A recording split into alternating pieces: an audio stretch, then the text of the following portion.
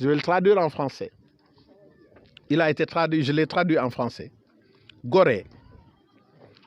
Gorée dun la buy seede ci nun tunduk jën dunyaa dib sën lu fi jëni lekk tuur jalu mbalit baa ngi gilli ubale sunu sàqi xel téere yaa ngi xelli fàtte nañu as lëf ci nettali seeni jëf lantinoor du téyeg diw dafa di lu defu waxu yal nay jëf ju baax Gorée dun la buy sooxaale robaale juróomi xarnu tuuru nañu ñaan nañu kumba kastel sunu maam ñu def ñu jaam sëf ni mbaam ñaan nañu yàllay géej gi mi labaloon Firawna ca géej ga féete penku mu ne tekk tànxamlu tekkam gi naa muñ leen yéen de boom jeexalu leen góom bi wow Gorée taxaw muy taxawaayu ku gore bare jam-jam boroomi am di la siyaare say doom di waare war na leen jekku say noon jekkali woo leen loolu la teg gi ci nun ñu sargal bile dun. Je vais le traduire en français. Gorée. Gorée, il témoin pour nous de la vie des poissons. La terre est une poubelle, remplie d'immondices de ces poissons, des tas d'ordures puent dans les greniers de notre mémoire embaumée. Des livres me racontent mon histoire, feignant d'oublier les pages noires de Gorée. Les faits sont inscrits dans le marbre pour demain. Gorée est une île qui traîne une plébéante de 5 siècles. Nous y avons fait des offrandes, invoquant Kumba Kastel Ndoye, notre ancêtre, le génie protecteur de Gorée en vain. Nous avons été entassés et chargés comme des bêtes de somme dans des navires pour l'Amérique. Nous avons demandé secours à Allah qui châtia le pharaon dans les profondeurs de la mer Rouge. Il fit la sourde oreille et nous répondit par un long silence. Soyez stoïques, par ma clémence vos bourreaux n'étonneront pas votre race. La plaie de Gorée se refermera avec une cicatrice qui fascinera de nombreux visiteurs enrichis. La descendance de Gorée fera le serment de l'éveil d'une conscience indifférente, le serment de pardonner ses ennemis, les forts et les faibles de ce monde. Tel est le message de ce long silence à l'honneur de Gorée, notre île phare. Merci. Donc, je peux partager avec vous si vous avez des questions à poser. Donc, il existe un alphabet officiel Wolof depuis 1971. Des classes expérimentales, langue nationale couplées avec le français ont échoué. Nous cherchons jusqu'à présent les raisons pour lesquelles cet échec en cascade se produit. Et donc, je voudrais tout juste partager avec le public de manière interactive. J'ai entendu quelqu'un dire Djerejefe Serigne Touba, Djerejefe Serigne Touba, et Serigne Touba a produit de grands poètes comme Cheikh Moussa Ka, Djazaou Sakor, vous connaissez, plein de poèmes.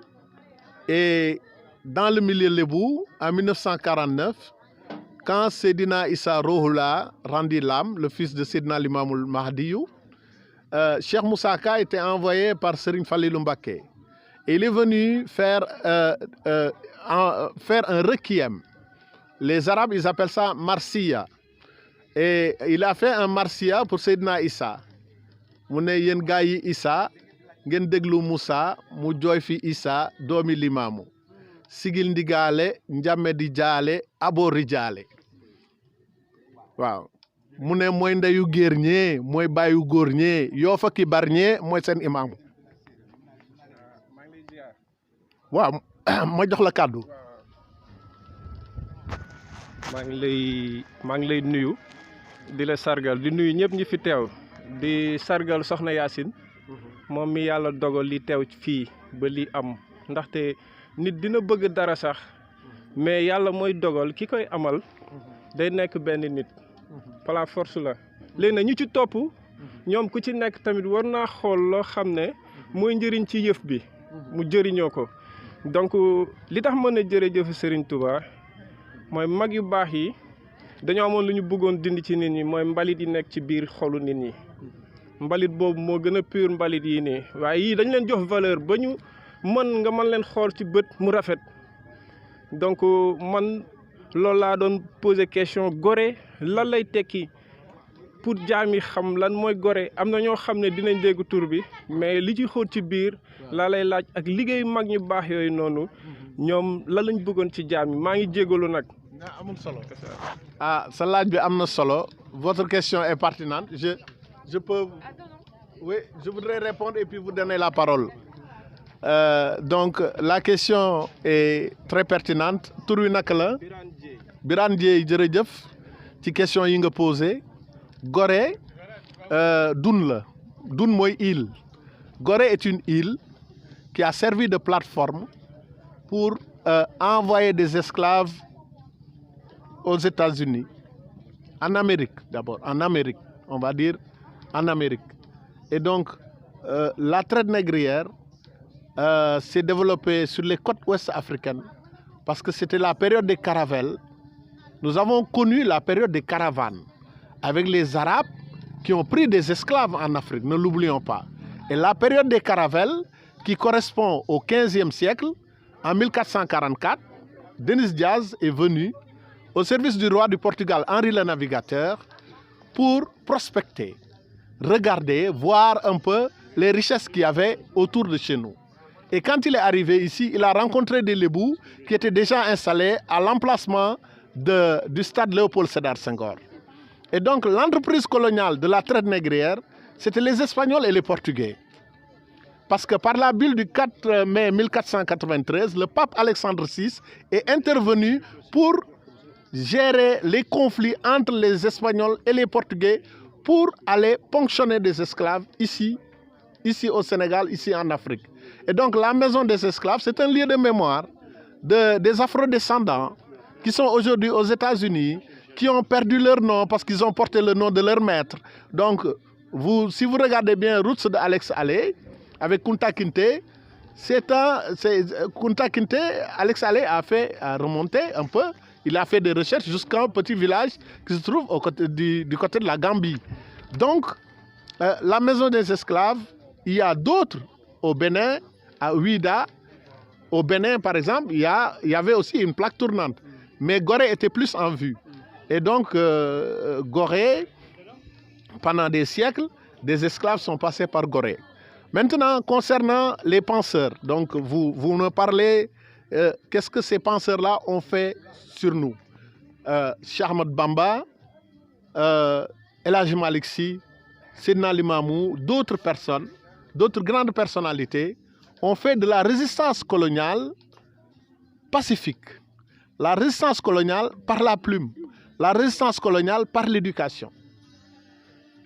Serigne Baye Diakhaté, le grand poète de Serigne Touba, disait ab yara tax ñuy jëlee nit ci kaw ne ko tegg ci suuf ne ko tegg jëlee nit ci suuf ne ko tegg ci kaw mu ne ñàkkub yara tax ñuy jëlee nit ci kaw wàcc ko ci suuf di ko caw.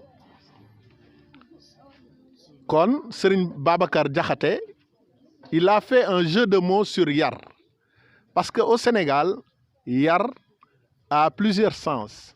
Yar, ça veut dire éducation. Yar, ça veut dire le martinet, la chicotte. Yar, donc, c'est le élevage. Élevage aussi. Mangi yar khar. Donc, yar,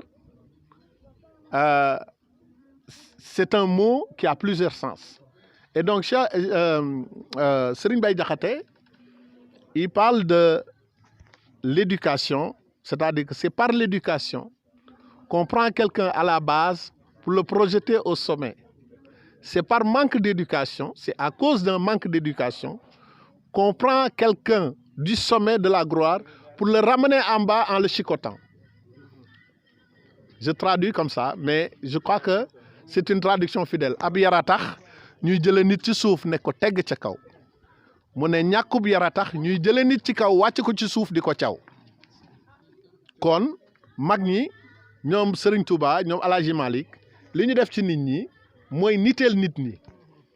Li tax ma wax loolu wolof yi dañu léebu ne nit nitay garabam. waaye dañu juum foofu nit nitey garabam ndax biir nit ci biir nit am na lu dul nit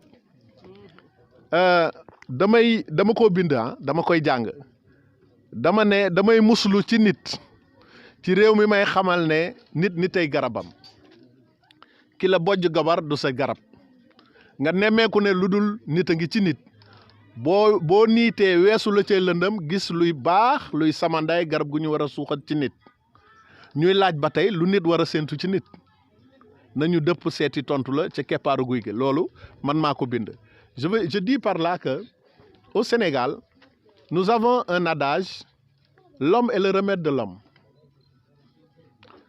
Cet adage n'est pas une parole d'évangile, il est discutable. Nous, en tout cas, dans notre génération, nous considérons que c'est l'humain qui est le remède de l'homme. Parce qu'en l'homme sommeille une bête. Lu dul nit a ngi ci nit. En chaque être humain sommeille une bête. La bête ne meurt jamais. Elle est dans l'instinct. Aujourd'hui, comment on peut comprendre que des maîtres d'école coranique battent des enfants, les battent à mort dans ce pays? Si nous ne élevons pas la voix, nous sommes complices. Nous sommes complices. Et donc, ce maître qui a le profil de pouvoir, qui est censé savoir et qui parle devant les autres, ce maître qui a un rôle de protecteur, ce maître qui doit protéger cet enfant, va dans les châtiments corporels jusqu'à tuer un enfant. Donc, je pense qu'en être humain, il y a quelque chose qui n'est pas humain. mais loolu. waaw dama gis ne yemul rek ci daara ji quoi. ndaxte ci biir kër yi. waaw sax loolu nga fa diggante nit ak nit mais lan mooy dégager loolu ci nit parce que da nga ne ci biir nit am na leneen loo xam ne du nit. waaw loolu moo ci am solo parce que man boog dama xaw a sob ma xaw ma dara. waaw mais dama gis ne. njëriñ li. mooy commune bi. mais du yem ci commune bi dafa war a tas ndax ay nit jóge nañ ba Dakar ñëw kon li fi war a daw war na nekk loo xam ne dafa am solo ma gis ne li ngay wax dafa am solo moo waral ñuy poser question bi ngir askan bi suba ndaxte dama cay delluwaat rek mbalit bi ci biti baax na lool ñu organiser ko mais mbalit bi ci biir bi nan la nit mën a rek combattre rek loolu. waaw gis nga question bi gudd na non guddul sëñ bi guddul ndax li nga xam ne moo am solo mooy yar dañu wax sànq ci yar éducation yar mooy peeg ci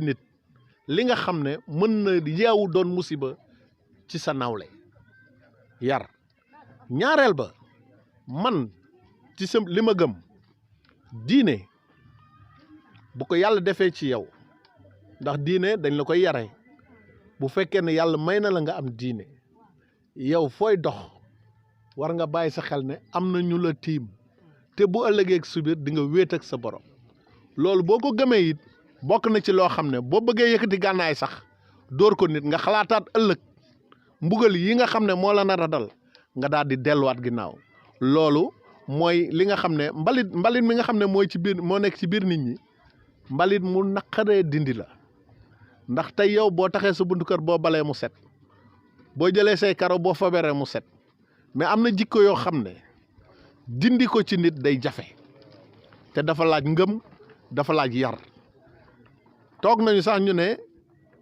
jikkoog nit bàmmeel rek waaye li ñu waxul mooy nit ku nekk en chaque être humain il y a ce qu'on appelle l'inné et l'acquis.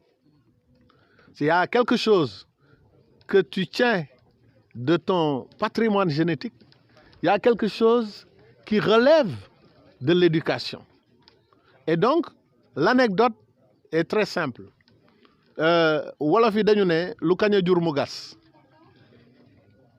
wolof léebu na ne lu kañ a jur mu gas benn waay di yar ay muus yi bu leen ne def leen nii ñu def lu mu leen wax ñu def mu daal di toog ba mu yàgg daal di bàkku ne mën naa waat ne yar amul dara lu ko ëpp doole ci àddina benn waaye xool ko ba mu yàgg ne ko damaa bëgg nga wut ay seede ma wax la ma gàcceel li nga xam ne moom ngay bàkkoo mu ne ko dama bëgg nga indi ay seede nga teg say muus mu indi ay muus teg bi ma indee muus yi teg waa ji ñëw jege ko yore ay saaku ne ko waaw waxal muus yi joxal ndigal muus yi ñëw jege si ko mu sànni leen ay janax rek muus yi fàtteel lañ leen waxoon yàpp janax yi mun leen lii la ñu nàmp kon yar baax na li nga nàmp am na lëkkaloog liñ la yaree loolu ñaar yooyu ñooy daje ci nit te yar bi nag mooy peeg jikko yu bon yi et donc je donnais l'anecdote de quelqu'un qui dressait des chats. Donc, un dresseur de chats, il était là à bomber le torse en disant, voilà, moi aujourd'hui, j'affirme que le dressage est la chose la plus forte dans ce qu'on vit dans notre environnement.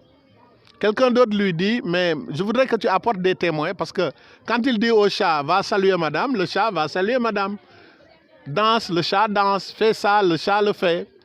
Et donc, il y a quelqu'un d'autre qui lui dit, moi, je peux infirmer ce que vous venez d'affirmer. Alors, il me faut des témoins. Et le gars vient avec un sac rempli de souris. Et il dit au dresseur de chat, mais donne des ordres à tes chats. Le dresseur dit, mais allez saluer monsieur qui a le sac. Donc, au moment, à mi-chemin, la personne qui avait le sac sort des souris et les jette. Tout d'un coup, les chats sont déboussolés. Ils ont tué les souris. Et donc, la personne lui dit, mais il est où ton dressage? Donc, ramener à l'échelle humaine, l'éducation, il y a ce qu'on appelle l'inné et l'acquis. Ce que les psychologues appellent l'inné et l'acquis. Ce sont deux choses qui se retrouvent chez l'individu. Et c'est par l'éducation qu'on peut arriver à étouffer certaines pulsions. C'est par l'éducation ou même la rééducation qu'on peut arriver à... Parce que quand il y a des personnes qui ont des dépendances sexuelles, par exemple, ils sont peut-être sur le divan du psychiatre ou de l'ethnothérapeute ou pour faire une conversation sur le divan qui leur permette de mettre de l'ordre dans leur conduite, dans leur comportement. Et donc, ça, c'est une autre forme d'éducation parce que quand les Américains parlent de lifelong learning, donc l'éducation tout au long de la vie. Et donc, c'est par des échecs, par des difficultés qu'on arrive à surmonter cela. Et donc, je crois que j'ai été un peu long, mais je ne sais pas si j'ai répondu à votre question. Si vous avez d'autres questions, voilà. Ouais, ma question, c'était sur le Wolof. Oui. Avant d'avoir été codifié par l'alphabet français, il n'a pas été traduit en wolofon, en arabe? Oui, en wolofal. Oui. Donc, les poèmes que j'ai cités tout de suite, le wolofal a existé avant la poésie en langue française. Nous avons choisi les caractères latins en 1971 parce que le français est notre langue nationale. Mais avant, donc les grands poètes, les grands penseurs, en tout cas du 19e siècle du Sénégal, écrivaient avec la graphie wolof. Et donc les poèmes que j'ai cités tout à l'heure sur Cheikh Moussa Ka, Serigne Touba, ont été écrits avec des caractères wolof. Et on appelle ce courant le wolofal. Bon, moi, je ne suis pas un lettré en arabe. Je suis né, j'étais enfant quand le wolof a été codifié en latin, en caractère latin. Donc, c'est ma chance de pouvoir écrire en langue nationale, de pouvoir partager. Et j'ai eu la chance de beaucoup voyager avec la langue wolof. Donc, j'étais invité à l'Université de Mexico parce que je travaille beaucoup sur les politiques linguistiques, les stratégies d'introduction des langues africaines dans les systèmes éducatifs, surtout francophones. Donc, il y a 13 ans, j'étais invité par la UNAM, l'Université de Mexico. Donc, j'ai séjourné pendant 15 jours. Et j'ai été invité aussi par la Sapienza en Italie. La Sapienza, c'est un peu l'équivalent de la Sorbonne. en Italie, à la Villa del Este.